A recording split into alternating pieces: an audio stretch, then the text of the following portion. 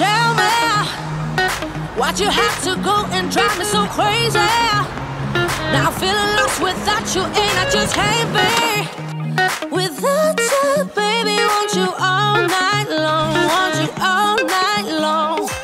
Hello, riders and not. Today I am in Lithuania, in my homeland, and visiting an old friend and my old business partner, Nat. Hello, hello. At Two Wheels Empire. Those who follow me for a little while, you probably saw the video we filmed with Matt at Bike Shit Show. You brought a flying brick to the Bike Shit Show, and you built quite a few of them. Why this model? This bike is not built by Matt, but we'll come to this a little bit later. That's a long story. This video is actually about flying bricks, about a BMW K100 and K1100. Yep.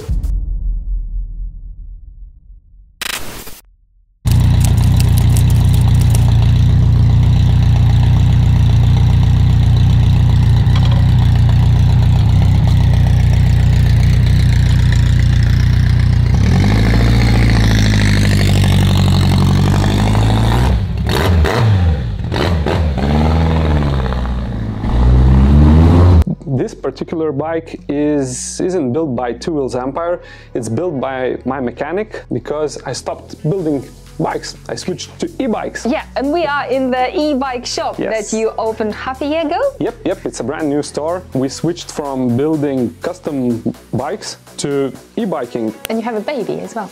I do have. This year has been fantastic. The best custom-built bike from us, from Two Wheels Empire, was released this year. We opened a new e-bike shop. I had a baby, and we just settled into our new home. 2021 is not the worst for everyone. For some people, it's like the best year. Let's come back to flying bricks, to BMWs. For those who don't know, they are flying bricks because of the shape of the engine, which is sideways. Yeah, the cylinders are like 4 in line, and they're sideways, which is atypical because usually you get the 4 cylinders straight, and this is sideways. So yeah, flying brick. And you have some of your signature things that you designed and you made that people keep asking how it's done. And that's what I want to share, guys. If you decide to build a flying brick, there's some secrets and details Matt is ready to share. Since we're not building them anymore. I might have to like get them for you, but I'm ready for that. The signature is our sideways exhaust, which we redo from the original exhaust. The end, the tip of it is actually from the original exhaust, which we bent and make it sideways. Also, we do rear tail. It's always handmade, custom made, and it's not bolt-on. It's not something you can buy. Nope. You can't buy. We actually have to weld the metal part. It's welded here. Yes, better made than the original BMW weld because it's cutted here. Typical. A lot of people ask us about this rear hoop, but it's not for sale. And usually on our builds we use the Twisted Brothers plastic seat. On this, unfortunately, we have another seat. The basic design with the high-sider stoplight remained the same, and the shape of the rear hoop is pretty similar as well. We always fit the old school all-ins. At first, when we started not as Two Wheels Empire, but as Moto Chef with a business partner from Sweden. And the first donor bike, the BMW K100 RS, had the original all-in shock installed, and we loved it so much. This one is actually not finished, but we made custom holders for the adjusters of the shock here, and yeah, so this looks pretty badass. Once fitted with the custom foot pegs and the side exhaust. All of the designs had the same shock, which is unfortunately not available anymore, but we have them custom built each time from all-ins.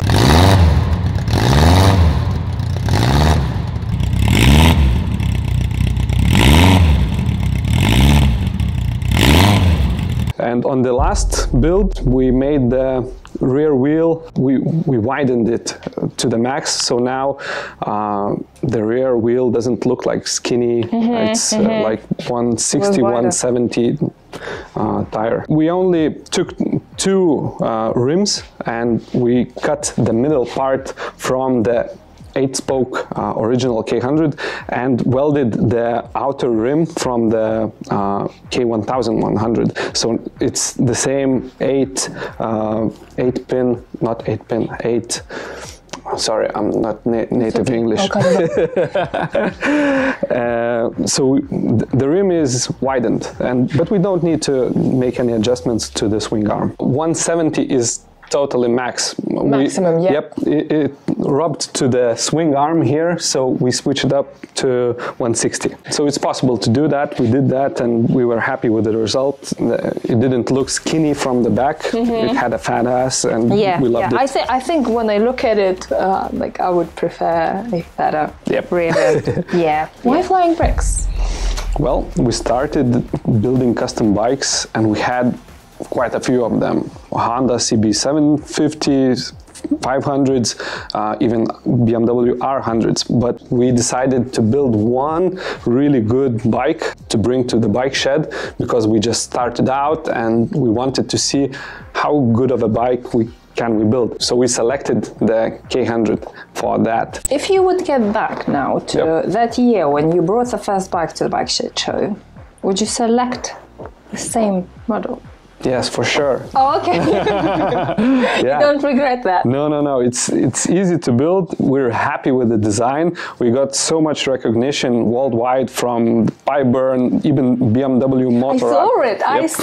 I saw like your latest build at BMW Motorrad Instagram. For me, it was the craziest part, because that build was my the exit build, and I wanted it to be recognized, and I'm so happy that BMW shared it on social media. So I kind of reached what I wanted with this build.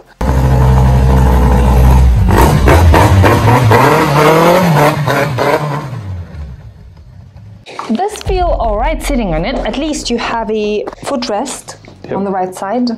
Because the flying brick I rode in Russia, in St. Petersburg, it was on the wrong side. Wow. So I kept coming from the wrong side all the time. I was going like this. All right, that's a new one. Yeah, it's comfortable to ride. I really loved it. I really liked how short it feels and how nice and nippy, and how you can hug it. It's nice. It's really nice bike to ride. Yep. How about your builds? Because I didn't have the opportunity to ride your build. This one is not finished, so I can't ride it. You rode them. Yep. The feeling is like riding a sports bike, actually. The whole clip-ons thing is just making you lean forward, and it's not that comfortable for longer rides, but you feel really good riding it for short periods of time. It's like really aggressive, really, you feel the speed, the sound of it is amazing with the side exhaust. It's just, you feel the machinery of all the build. It's really, really nice to ride. That's a good choice to choose as a donor bike for the project. Beautiful sound as well. Yep, really good bike, really good bike. Easy to build, looks good, any style you pick, and they keep their value, actually. Some of the builds you can just pour as much money and work into it, they won't look good, they won't keep their value. This one Can you mention the models that you think they want, like they drop the value, and if you wouldn't recommend to build on the long term basis, if you're not building for yourself, but like if you want to sell it, for example, what would you not recommend to build? Yeah, the smaller displacement motors like 500s, 600s, I definitely go for 750s, 900s, 1000s and more. Usually BMWs keep their value really good. The BMWs R100, K100, CB750 from Honda or 900 from Honda, they're really good, the classic ones. Would you recommend for someone who never built a bike before, build a flying brick as a first bike? Yes and no. You'd be getting into some issues with electronics, because it's an injection, so you'd have to bring it to an electrician, especially if you're installing motor gadgets, the motor gadget M unit, control unit, the speedometers, the controls. It's so much harder to do than on a regular carburetor bike. But yeah, I think I'd recommend it. You know what? I don't believe that you won't come back to the bike building. You can say whatever you want, but I think that's a temporary switch. I'll come to e-bike building. Once all this established and all your e-bike business is running, I'm sure you will come back to building. Yep, I'm looking forward to build my first Ducati, actually. Really? Yep, Which not one? now, the hypermotard. Oh, yeah. Oh my God. I have the concept already painted in my desktop. Come back. Yeah, maybe. Don't sell it before I can find it. All right, for you? All right. Okay. Subscribe and follow and leave the comment and follow Matt and me and everything. Catch up after miss this very, very special episode of me riding Ducati, hypermotorrad, build my Matt, maybe 10 years or so. Yeah, but firstly, I really want to build the first e-bike, custom e-bike, and we already have the donor for that. It's Lithuanian Z-Bike. Oh, I know them. Yeah, and they've been building e-bikes for quite a while, but I'm sure we could make a really special Tools Empire edition for them, and we're looking forward to do it this winter, actually. Yeah. If you would build a fourth flying brick, what would you do differently from your previous ones? I had an idea. I said the third one was the last one, but I still have one build in my mind, which I'd redo. The whole rear seat, the Twisted Brothers seat with a gas tank, I'd mold it into one monolith piece. Yeah, and also I'd go for the extravaganza paint job and some 3D printed plastic parts, or maybe mold them from metal, not sure, but I do have one last build, but it has to be the final one. The final one. The final one. I think by you are 100 years old, you will build like a final. Final. Or something, like final.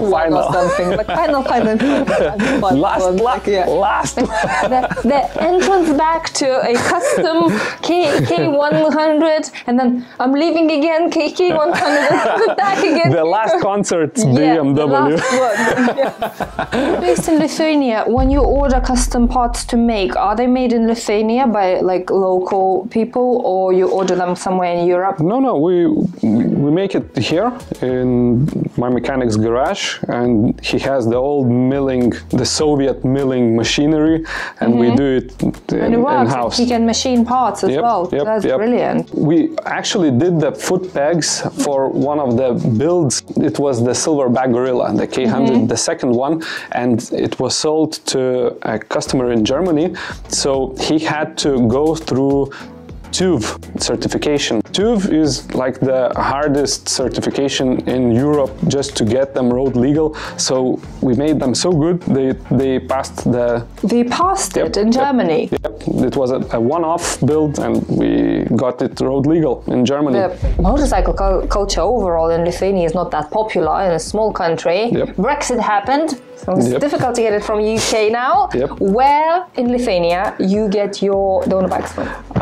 Usually now the customers buy them, they used to buy them in their own country, in Italy or Germany, and send them over here. In the past, I used to buy them from all over Europe. We didn't even bother to register them in Lithuania. We just redo them and send them over to the original country. With my business partner from Sweden, we made a huge mistake where he bought the bikes in Sweden, but he's not that good of a mechanic, so he bought really old, rusty, and broken down. But his boy. Yeah, and we had so much trouble just rebuilding them to the original condition and then customizing them, and we had so much issues with old motors, old everything, like carburetors, etc. So now I usually buy the fuel injection bikes like BMW K100. The carburetors, they're just too old for me. I'm not doing them myself, so yeah, it's just easier. It's just easier. So that's why you're buying this model, because it's easier. I think your baby is crying. I think you have to get your baby. I'll check it up. We have a very special guest on my channel today. The Two Wheels Emperor. A future bike builder. He's not happy. Not happy. He's not happy. He's not happy you switched to e-bike. I think he wants you to continue building bikes. Daddy, build another one. He's so tiny. Okay. This is the latest project. The latest project. We'll put on some moto gadgets. Bikes and Okay. I think he's perfect. You don't need to customize him.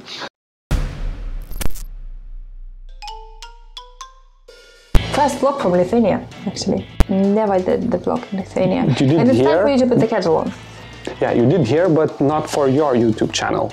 We were doing some tests of beta bikes. Yes, beta bikes. Yeah. Actually, it will be another vlog. I have beta at home, which I'll be riding, a beta off-road bike. It was my dream to ride in my little village where I'm born. There's loads of fields around, and I already started filming that one. And please, it's time to go and put the kettle on. Yes, to put the kettle on! Kokį kettle on? What the fuck? Arbatinuko! Arbatinuko užkaisk!